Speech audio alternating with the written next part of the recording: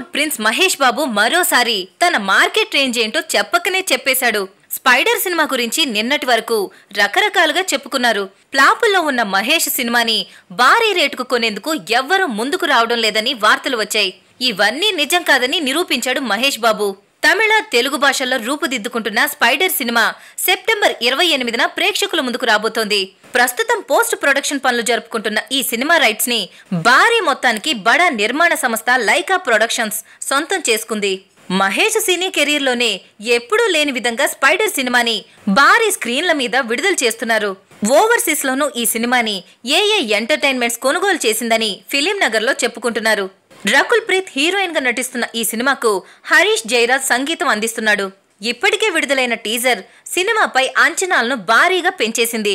మరోవైపు ఆగస్టు 9న మహేష్ బాబు పుట్టినరోజు సందర్భంగా ట్రైలర్ ని రిలీజ్ చేయాలని చిత్ర యూనిట్ ప్లాన్ చేస్తోంది. ఈ వీడియో మీకు నచ్చినట్లయితే లైక్ చేయండి, షేర్ చేయండి. మా మూవీ బ్లెండ్స్ ఛానల్ ని సబ్స్క్రైబ్ అవ్వడం మాత్రం మర్చిపోకండి.